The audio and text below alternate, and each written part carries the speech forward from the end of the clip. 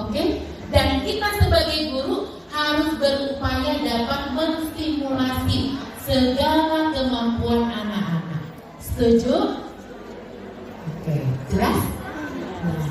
Lagi yang mau bertanya? Satu lagi deh.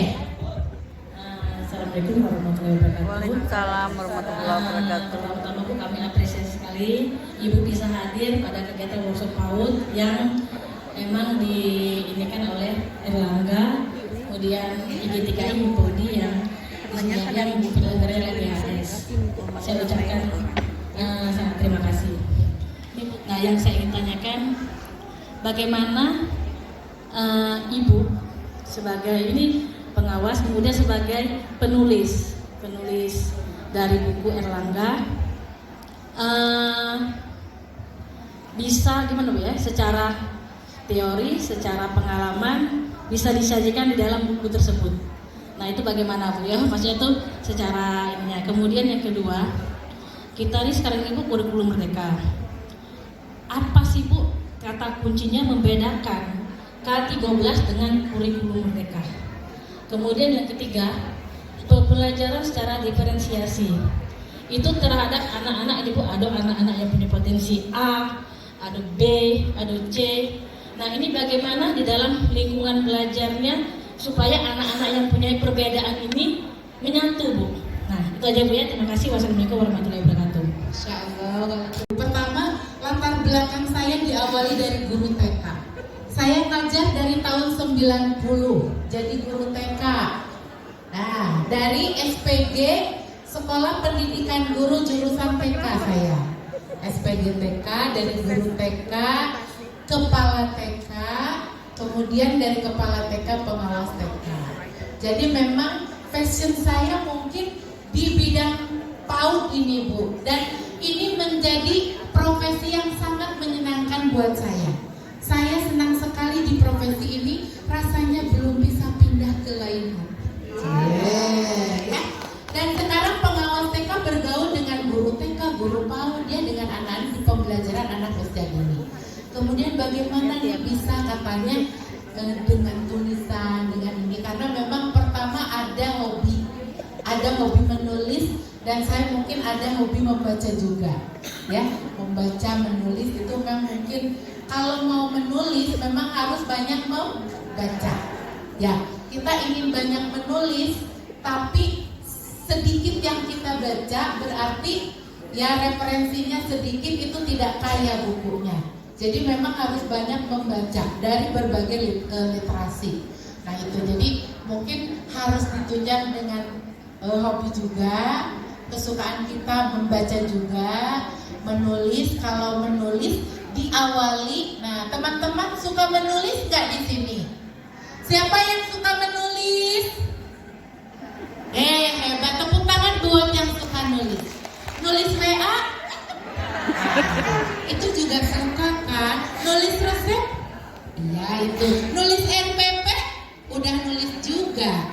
Nulis cerita? Itu juga nulis. Berawal dari nulis-nulis itu nggak apa-apa. Tapi nanti jika dikembangkan seperti Ibu mau menulis buku, bisa Bu, pasti bisa. Diawali dari nulis apa ya, tentang apa, berarti cari literasi tentang apa. Nah, kalau saya memang hobi dari dulu itu suka baca awalnya. Terus nulis dulu pernah saya ada lomba mengarang cerita bergambar lagi jadi guru itu, ya karena hobi juga mengarang. Nah, awalnya dari juara itu Bu, juara satu lomba mengarang cerita buku bergambar. Jadi bikin story reading, ya bikin itu. Terus ada kesempatan oleh Erlangga untuk menulis. Nah, berawal dari situ dan sampai sekarang menjadi tagihan saya. Jadi rasanya hampir setiap tahun saya menulis Bu. Ada buku, ada karya yang saya bisa dioptimalkan di Erlangga. Itu pertama. Yang kedua, ini antara K13 dengan kurikulum merdeka yang paling kental banget adalah dari ciri khasnya ya. Kalau K13 itu identik dengan ada apa? KI dan KD. Ada kompetensi inti dan kompetensi dasar. Nah, ada KI KD dulu ketika membuat RPP, ingat kita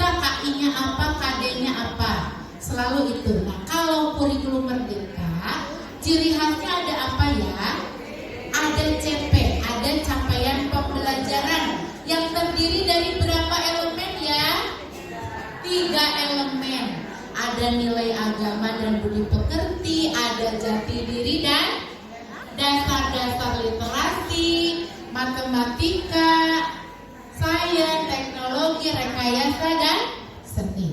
Nah itu ciri khasnya itu Bu, ada KD kalau K13 dan untuk kurmer itu ada CP.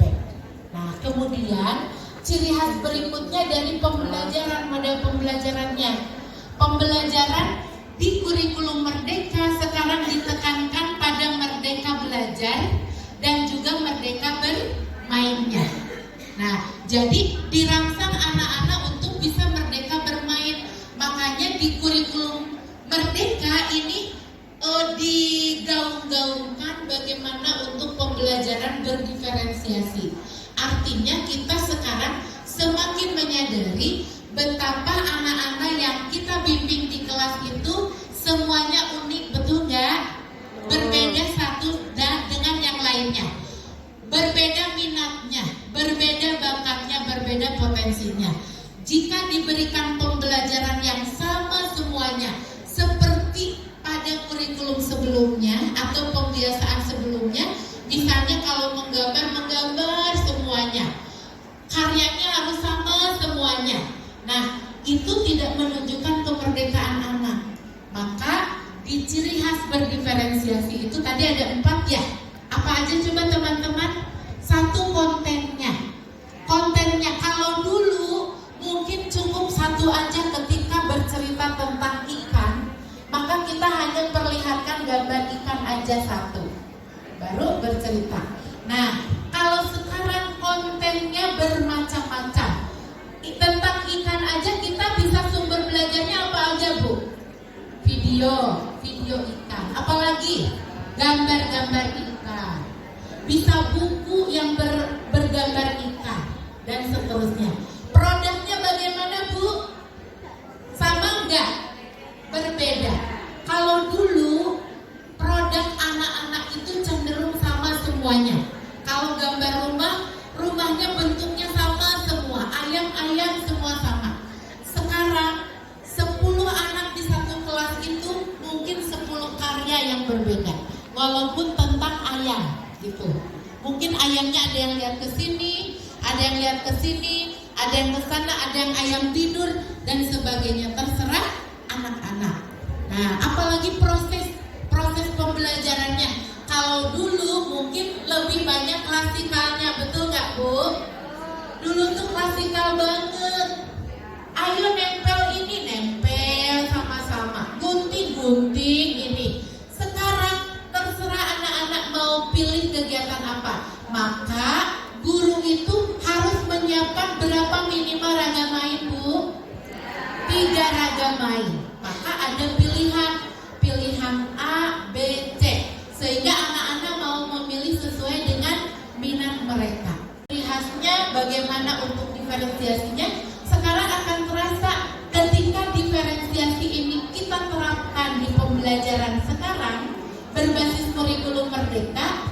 Guru itu repot gak sekarang sebenarnya? Pertama, mungkin bukan repot harus nyiapin contoh, bukan, tapi harus lebih kreatif. Cari apa? Cari media pembelajaran. Kreatif cari apa? Bahan untuk pembelajaran yang variatif. Ketiga, apalagi guru harus aktif menstimulasi anak. Ketika anak gak mau di pembelajaran ini, tawarkan pembelajaran lainnya. Tawarkan. Jadi berbagai bujukan mungkin atau stimulasi dengan gayanya masing-masing. Pasti anak-anak itu akan terpikat oleh guru-guru hebat, betul nggak? Itu mereka.